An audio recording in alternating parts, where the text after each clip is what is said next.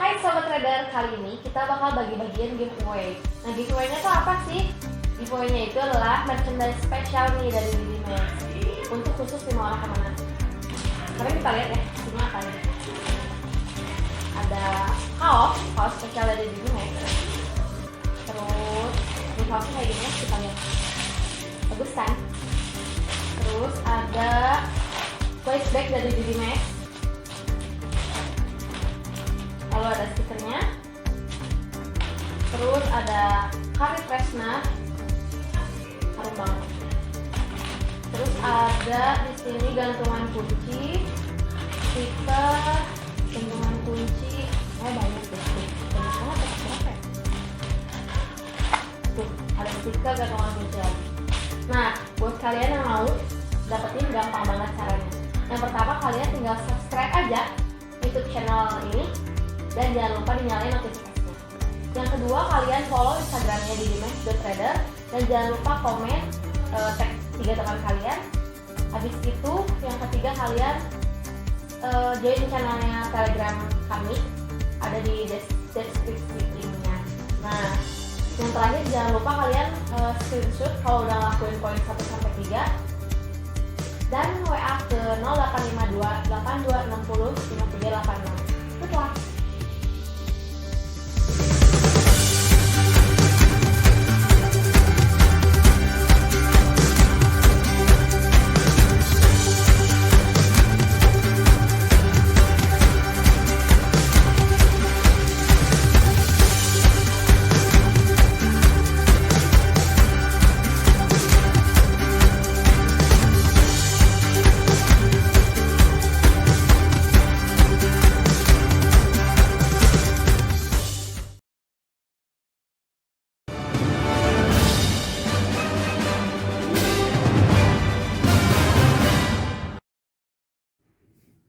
Halo sahabat trader, berjumpa lagi dengan saya Syam. Di kesempatan kali ini saya mau share ya tentang informasi fundamental untuk pekan ini mungkin ya, untuk beberapa hari ke depan. Kita akan bahas beberapa data yang kita rasa cukup penting untuk kita perhatikan ketika kita akan masuk ke market forex. Nah, di sini kita sudah dapat beberapa hal yang menjadi acuan ya, data-data penting fundamental di market forex di kalender ekonomi untuk pekan ini. Oke, jadi sebagai informasi sebetulnya kalau untuk melihat atau mencari referensi di market forex yang mengenai data-data fundamental itu banyak sebetulnya source-nya. Cuma di sini yang saya cukup sarankan sih yang masih bagus ya itu untuk saat ini adalah Forex Factory. Nah, langsung aja kita ke grafiknya. Di sini saya sudah punya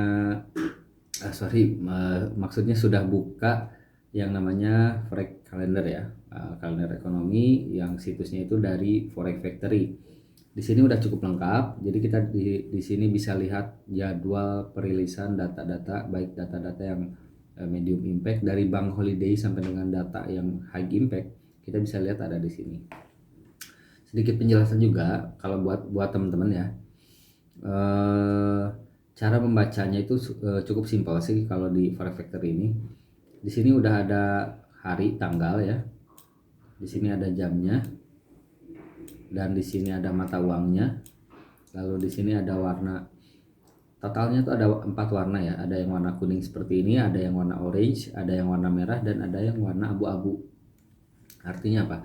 Artinya kalau yang kuning itu biasanya low impact, kalau misalkan yang merah seperti ini biasanya high impact, dan kalau misalkan yang warna abu-abu itu bank nasionalnya libur kayak gitu.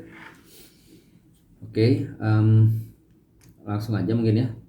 Di sini kita bisa lihat ada beberapa data penting, dan di sini juga kita lihat ada previous yang artinya data sebelumnya, contohnya yang New Zealand ya. Di sini ada New Zealand pada tanggal 13 hari Senin bulan Juli.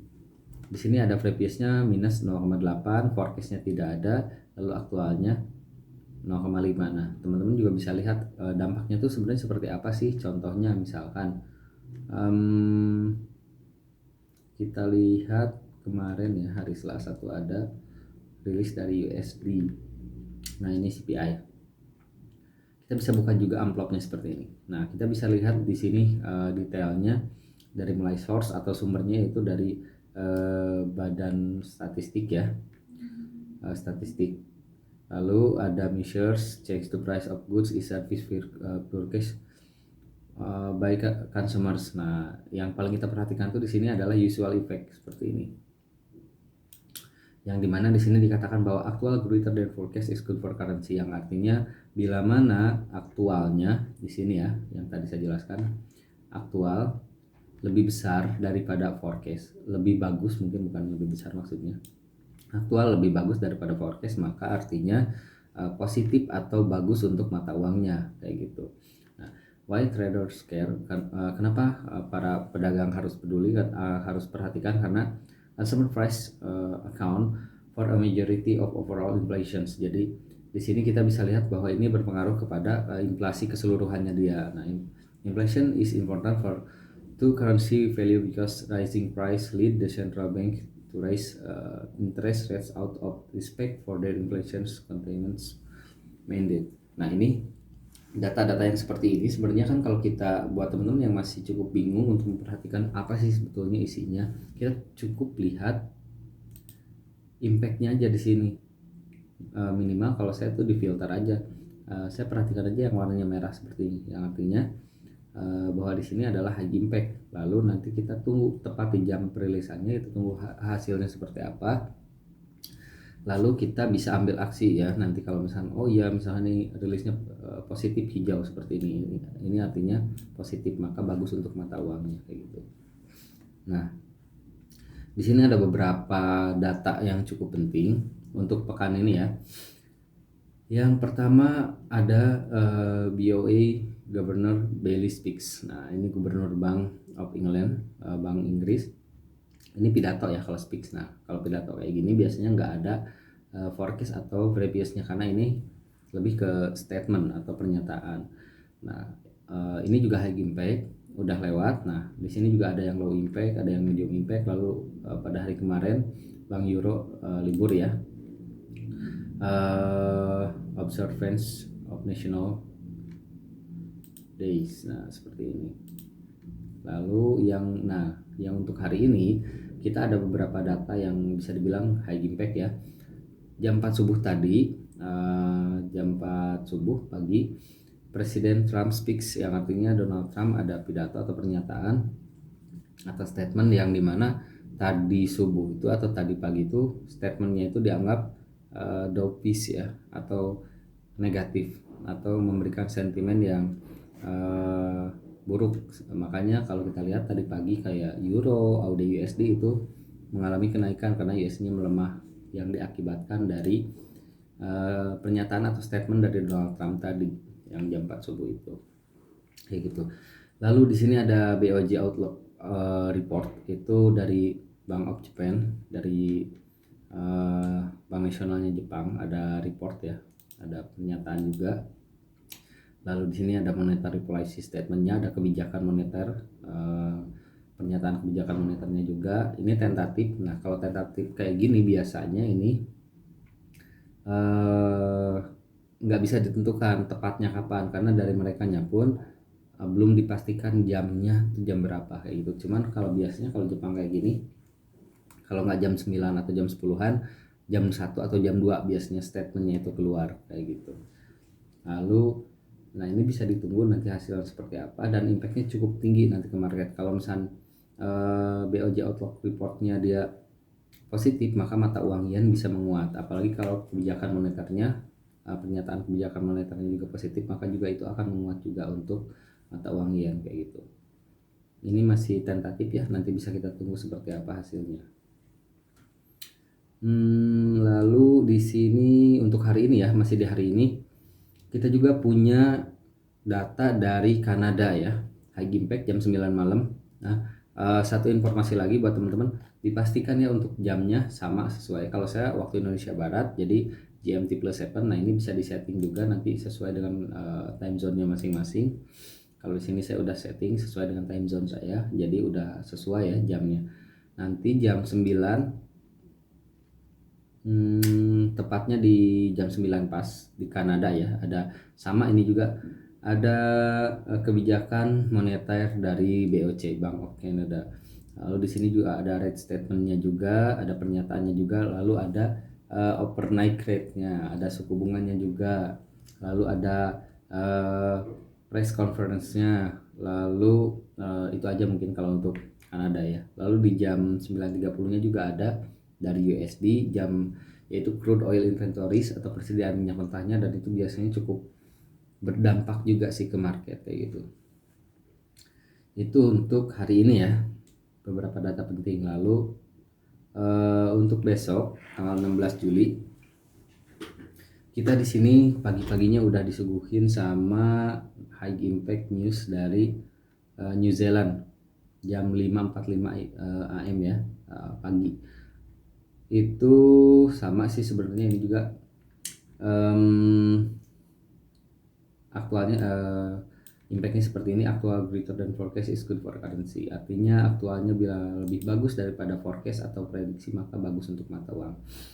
Di sini kalau kita lihat previous atau sebelumnya itu di 0,8%, lalu diprediksi atau di forecastnya itu minus 0,5%. Nah kalau misalkan nanti hasilnya itu warnanya angkanya hijau atau misalkan positif lebih bagus daripada forecast prediksi, maka mata uang New Zealand bisa naik kayak gitu.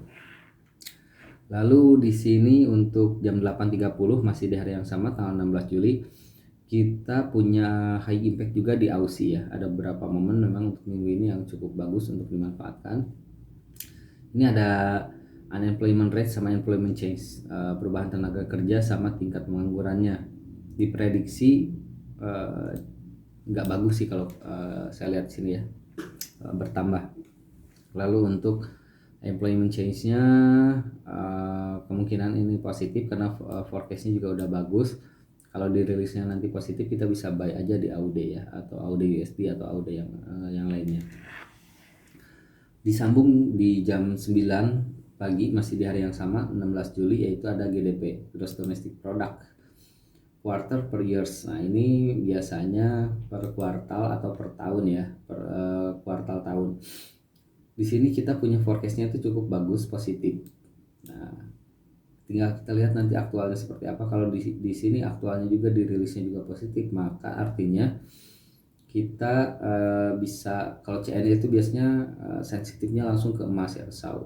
Biasanya SAU atau emas itu bisa menguat atau bisa ambil posisi buy kalau misalnya rilisnya positif, karena potensinya akan naik kayak gitu.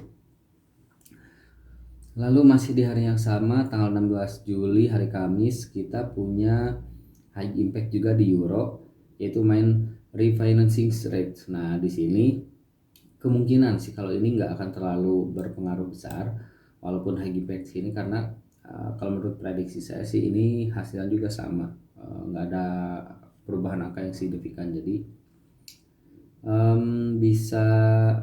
bisa menguat kalaupun rilisnya positif, tapi tidak akan terlalu menguat jauh ya kayak gitu. Lalu di jam 7.30 atau setengah 8 malam kita punya news lagi di euro. Nah ada konferensinya dari ECB ya, sama core retail sales yang dirilis month per month, 1 bulan sekali, yang dimana di sini juga forecastnya kemungkinan bisa negatif juga. Nah kalau ini yang yang ECB masih di euro. Lalu di jam yang sama 7.30 ada di US dollar USD ya, itu ada core retail sales, penjualan retail itu dirilis juga bagus, kemungkinan positif juga. Lalu pada jam berikutnya ini udah habis, berarti kalau misalnya data yang pentingnya paling seperti itu. Nah dan kemungkinan kalau misalkan untuk Senin depan ya itu ada gap sih kalau menurut saya, kemungkinan ya, karena di sini kita lihat ada pada Saturday kita punya jadwal yaitu G20 meetings, artinya pertemuan negara-negara besar, kepala negara besar atau kepala banknya juga. Di sini biasanya apa ya, karena ini di hari libur, biasanya pas di hari Seninnya itu dia ada loncatan harga atau biasa dibilang gap gitu kan di beberapa mata uang, karena ini diikuti oleh beberapa negara yang besar. Contohnya di sini kita bisa lihat ada Kanada yang ikut dari meeting itu, ada Italia, Prancis, Jerman, Jepang, UK, dan yang pasti juga US ya, Amerika kayak gitu. Ini biasanya memberikan dampak yang cukup besar di market, tapi hanya memberikan gap aja sih biasanya. Setelah itu harga balik lagi kayak gitu. Dan di minggu depannya juga sebetulnya masih banyak, nanti ini akan kita bahas lagi lebih detail seperti apa.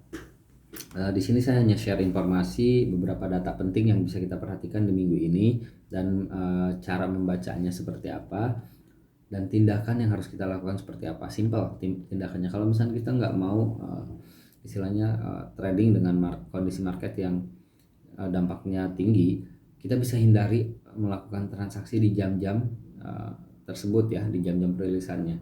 Tapi kalau misalkan kita mau ambil peluang, silahkan, tapi saran saya wajib gunakan stop loss kalau melakukan transaksi di jam perilisannya kayak gitu. Oke. Nah, di luar kalender ekonomi ini juga sebenarnya ada 2 data penting ya yang bisa kita perhatikan, yaitu tentang negara yang bisa dibilang mata uang itu jadi tolak ukur buat mata uang besar negara-negara lain, yaitu US dollar. Di saat ini yang saya perhatikan itu adalah perkembangan dari pandemi corona di US yang bisa dibilang terbanyak juga sekarang, dan juga ketegangan US sama China ya. Itu yang menjadi fokus utama, 2 hal itu untuk saat ini, dan memang kita bisa perhatikan perkembangannya seperti apa, karena di situ juga ada peluang yang bisa kita manfaatkan. Kalau perkembangannya ke arah yang positif, berarti kedua mata uang itu bisa menguat dan emas bisa memasuki phase koreksi di time frame daily ya, bisa ada penurunan dulu. Karena walaupun target saya itu di 1858, tapi sampai saat ini belum ada penurunan atau fase koreksi yang cukup ideal di emas itu. Jadi peluangnya bisa kita manfaatkan. Jadi tinggal kita ikuti perkembangan seperti apa. Kemungkinan di minggu ini akan ada pergerakan yang cukup bagus di emas. Baik itu pelanjutan trennya ataupun fase koreksinya itu bisa kita manfaatkan kayak gitu. Paling data fundamental yang cukup penting kalau menurut saya itu mungkin untuk saat ini, dan buat teman-teman yang masih mau tahu lebih detail bisa tanya aja langsung ke admin, nanti juga kita bisa diskusi ya. Nah, karena saya juga ada di situ, jadi teman-teman bisa tanya jawab langsung sama kita gitu. Dan kalau misalnya yang mau lebih detail lagi, teman-teman apalagi yang masih daerah Bandung atau sekitarnya, itu bisa datang aja langsung ke tempat kami, ke Jalan Garuda nomor 88 di kantor pusat IDMAX. Di rooftop ada yang namanya Cafe Trader di IDMAX, dan teman-teman bisa sharing-sharing atau bisa nongkrong di sana sambil cari peluang atau sambil belajar trading, dan itu gratis ya. Buat teman-teman yang mau silahkan datang aja. Mungkin itu yang bisa saya sampaikan untuk saat ini. Mudah-mudahan bermanfaat dan menambah wawasan dan referensi buat teman-teman yang mau atau sudah berjalan di bisnis trading forex. Sekian dari saya. Happy trading, jangan lupa profit hari ini, jaga kesehatan. Di DMAX, we are number one.